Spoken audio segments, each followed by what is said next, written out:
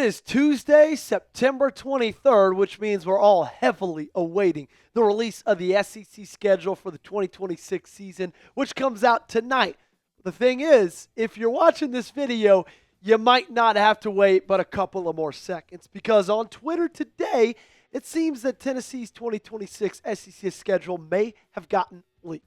I'm going to tell you what I know, and we're going to break down the matchups, talk about a ton more. And in the back half of the show, we're going to talk about who has the edge in Vols versus Bulldogs this weekend. I need you, Vol Nation, though, before that, okay? I look back at the analytics, right? Put the lab coat on, put the goggles on. Our subscribers in September, we're at 914. That means we're 86 subs away to reaching 1,000 just this month. I need you guys to help me out and hit that subscribe button if you have not yet. What you get in return is daily free shows on the Tennessee Volunteers, okay? 7 videos a week. What else could you want? And the best part is, it does not cost you a dime. There's a big red sub button down there. All you got to do is press that, lock us in for daily coverage. So yesterday, the permanent opponents for the Tennessee Volunteers got leaked, and we broke that down on yesterday's show. We know the Alabama Crimson Tide, the Vanderbilt Commodores, and the Kentucky Wildcats will be the 3 teams that Tennessee plays every single year for the next 4 seasons. That new scheduling model, that's the new part in it, right? You get 3 permanent annual opponents, and you have a review of rivalries every 4 years. So those 3 teams, Alabama, Vandy, and Kentucky, Tennessee will play home and home over the next 4 seasons, and then after those 4 years are done, the SEC will take a look at all of those rivalries, do a review for them, and maybe move a couple of things around. You got 6 rotating opponents. Those are your other 6 games to make up that 9-game conference schedule for the SEC in 2026 and beyond. So it releases tonight at 7 p.m. Eastern Time.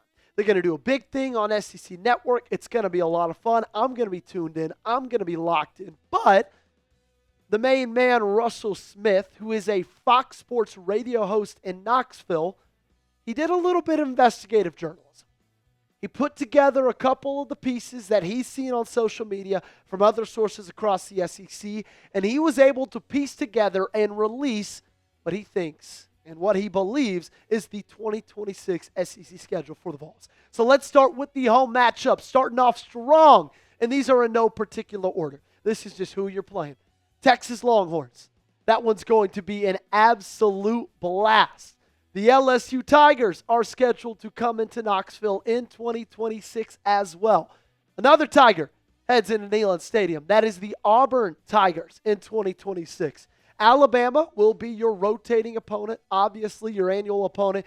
You have them on the road this year. That means they're going to be at home again in 2026. No surprises there. And Kentucky, kind of same vein as Alabama. You got them on the road in 2025, meaning that they're going to be home in 2026. Vanderbilt will be one of your away matchups. Same thing, annual opponent. You got them home this year. They're going to be away in 2026. Texas A&M. They came to Knoxville in 2023.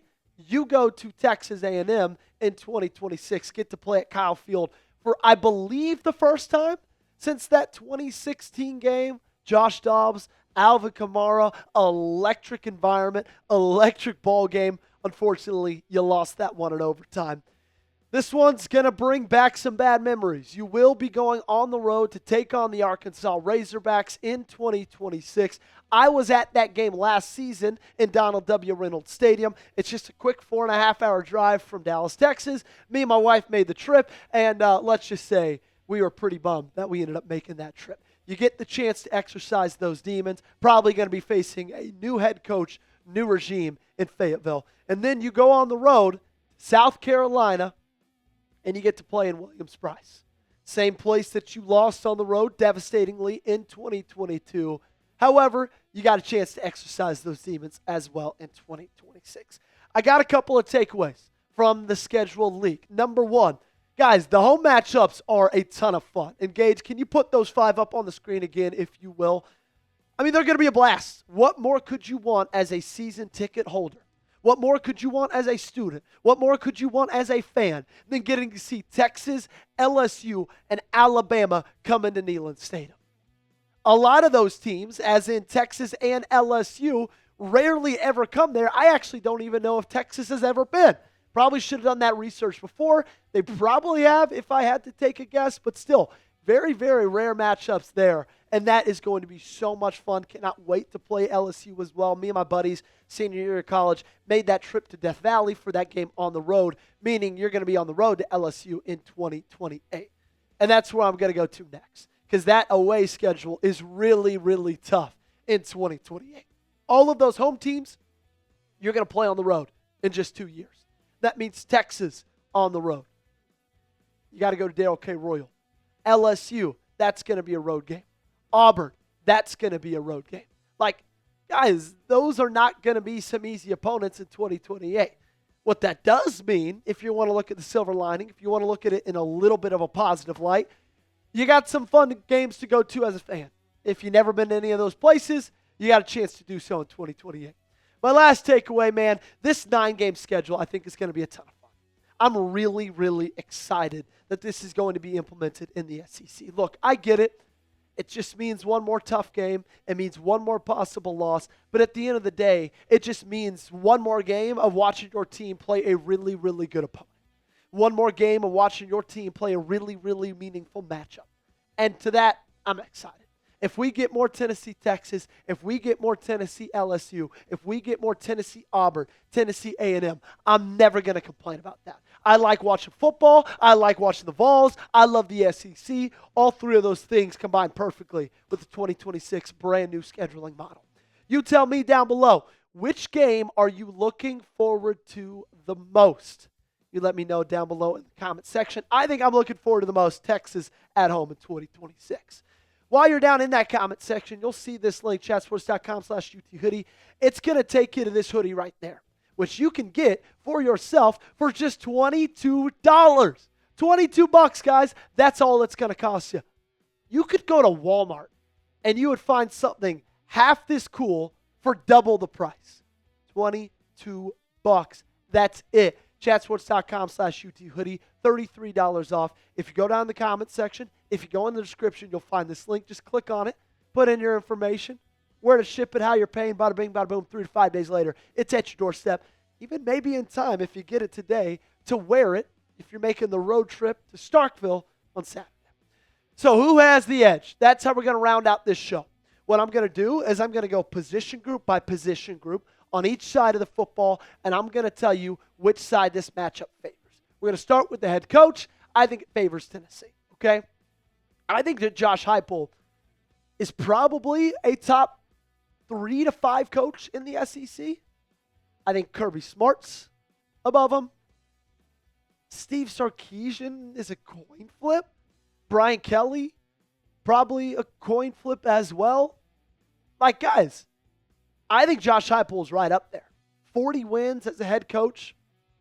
Did that in only, 4 seasons and 3 games? I'm incredibly impressed with him. And sure, Jeff Lebby's done some great things with Mississippi State since he's been there about a year and a half ago. But still, you got to give the edge to Tennessee when it comes to the head coach. Same thing goes with the quarterback position. Look, Blake Shapen's having a really good season. Really, really happy for him. Obviously, he made the move from Baylor to Mississippi State in 2024. Big injury for him. No, just a couple games in with the Bulldogs. Sat out the rest of the 2024 season, and he's had a really good year. You know who else has had a really, really good year, who's been even more impressive? That's Joey Aguilar, okay? I think Joey Aguilar is a top 10 quarterback in football right now, maybe even top 5. Really, really love what he's been able to do. So if you're looking at quarterbacks, I got to give the edge to Tennessee. Honestly, same goes with the running back position as well. Mississippi State's got some good backs. They don't have any backs that are good as the 3 that Tennessee has, especially with Star Thomas. I talked about this a ton after the game and even on Sunday, coming away from that UAB game. I think Star Thomas is the running back 1 on this team. I cannot wait for him to be officially kind of treated as so. The wide receiver room, I give the edge to Tennessee. This one's maybe a push because I honestly like Mississippi State's wide receivers. I think they got some pretty good wideouts. And if this was last year, I'd give the edge to Mississippi State. But it's not. You got Chris Brazzell. You got Braylon Staley. You got Mike Matthews. Chris Brazzell, receiving yards, is a top 3 wide receiver in the SEC. Receiving touchdowns, he has the most of any wide receiver in the SEC. He's going to be the best wide receiver on this field. And sure, it might go number 1 Tennessee 2, Mississippi State. 3 maybe is a toss-up, but number 1's going to lean Tennessee. So I'm going to go with the Vols here. Offensive line, I'm going to go Tennessee as well. Look, guys, I get it. You might be saying that whether you're a Mississippi State fan or a Tennessee fan, Joey, this seems incredibly biased. I'm trying my hardest to be unbiased in this, but I think you all would agree with me. Okay? The offensive line, even without David Sanders, has been incredibly impressive this season. Now they're going to be tested on the road in a road environment. Communication is going to be crucial, but I lean Tennessee. For the defensive line, I'm going to push here. Okay? I'm going to push. I like the edge rushers for the Vols more. But I just think Mississippi State probably has better interior defensive linemen. And there's just so many injuries on Tennessee's defensive line right now. That's why I'm kind of going to go with a push here, okay?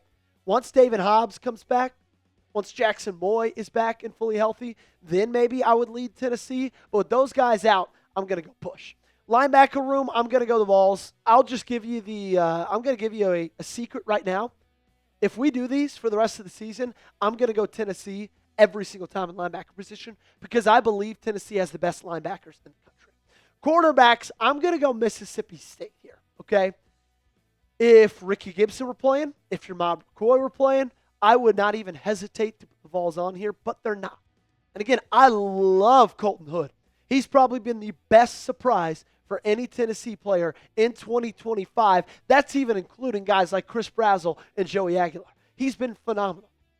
And while I really like Ty Redmond, and I believe who he can be going forward and who he's going to develop into, I just think Mississippi State right now, if you look at the starters on Saturday, mano-a-mano, comparing the two, I think it leans Mississippi State. For the safety room, I'm going to give this a push.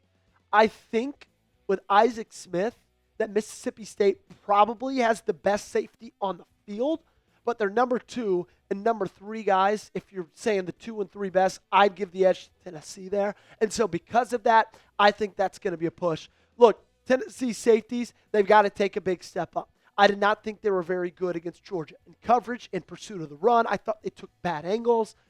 They're going to have to make me give a little bit more trust in them against Mississippi State, and they're going to have the ability to because we all know Jeff Lebby and the Bulldogs. They like to throw it all across the yard. Speaking of that game, who you got?